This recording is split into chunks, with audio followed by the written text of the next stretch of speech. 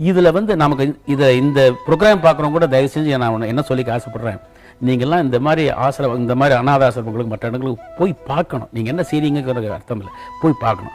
பார்த்து உங்களுடைய பிறந்த நாள்னாக்க உங்களால் முடிஞ்சுன்னா அந்த குழந்தைகள் 15 குழந்தைகள் 50 குழந்தைலாம் ஒரே ஒரு சாக்லேட் வாங்கி கொடுங்க, முடிஞ்சால் வாங்கி கொடுங்க. இல்லைன்னா போய் பார்த்து கொஞ்சம் சந்தோஷம் ஒரு சாக்லேட், கொஞ்சம் சௌரியமாக இருக்கிறவங்க ஒரு ஸ்வீட் காரம் காஃபி வாங்கி கொடுங்க. இல்லை ரொம்ப சௌரியமாக இருக்கும் ஒரு வேளை சாப்பாடு போடுங்க.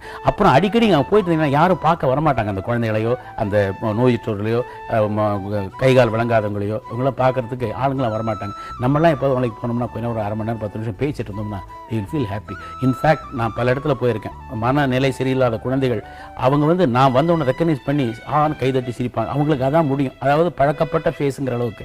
அவன் டிவியில் படம் பார்க்குற போது அவங்க ஒரே குஷியாக இருக்கும். ஸோ அவங்களுக்கு ஒரு டைவர்ஷன், அதை நம்ம போய் பார்க்கணும். இப்போ உங்களுக்காக மட்டும் உனக்காக மட்டும் சொல்லலை, எல்லாருக்கும் அந்த டிவி பார்க்குற எல்லாருக்கும் சொல்கிறேன். அவங்க எல்லாரும் வந்து இந்த மாதிரி இந்த மாதிரி இடத்துக்கு அனாதை ஆசிரமம் போனாங்கன்னாக்க அவங்களும் அதை ஒழுங்காக நடத்துவாங்க. எல்லாரும் வந்து பார்க்குறாங்க, நம்ம வந்து மக்கள் கண்ணில் பட்டுட்டு இருக்கோம், அதனால் நம்ம ஜாக்கிரதையாக நடத்தணும், ஒழுங்காக நடத்தணும் அப்படிங்கிற எண்ணங்கள் அவங்களுக்கு ஏற்படும். ஸோ ஒருத்தருக்கு ஒருத்தர் நல்ல அசோசியேஷன் ஏற்படும். மனித நேயங்கிறது ஒருத்தனுக்கு இருந்தால் தான் அவன் வாழ்க்கையில் சந்தோஷமாக இருக்க முடியும். அதுவும் தவிர நான் சம்பாதிச்சேன் பணம். சம்பாதிக்கும் போது நான் முதல்ல ஸ்கூட்டரில் போகணுன்னு தான் ஆசைப்பட்டேன். ஸ்கூட்டரில் போகணும்னு ஆசைப்பட்ட போது கார் வாங்கிறதுக்கு ரொம்ப யோஜனை பண்ணேன். கார் வாங்குற போது ஏவிஎம் படத்தில் இங்கிறது போது தான் காரே வாங்கினேன். நான் முதல் கார் அது பஞ்சு சார் என்ன சொன்னால், நான் ஸ்கூட்டரில் வந்துட்டு இருந்தேன். ஸ்கூட்டில் வந்து டேய் கார் வாங்கிக்கப்பா அப்படின்னாரு. எது முடியாது சார், நான் கார் வச்சுக்கிற அளவுக்கு வருவேன்னு தெரியாது.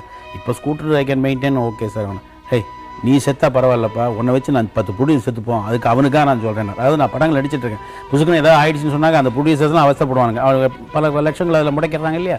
அதுக்கு அப்போ அவர் பஞ்சு சார் போது ஃபோர்ஸாக தான் சொல்லுவார். அவர் சொல்கிற வார்த்தைகள்லாம் அப்படி தான் நல்லதுக்கு தான் சொல்லுவார். அந்த மாதிரி ஒரு நினைக்கவே இல்லை இதெல்லாம் வரும், நான் அப்படிலாம் இருப்பேன். நம்ம 2-3 கார் வச்சுருக்கோம், இப்போ நல்லபடியாக வீடு வச்சுருக்கோம். பட் நமக்கு வரதை கொஞ்சம் அள்ளி எடுக்கிறது, கொஞ்சம் கிள்ளி கொடுத்தா என்ன தப்பு கிடையாது.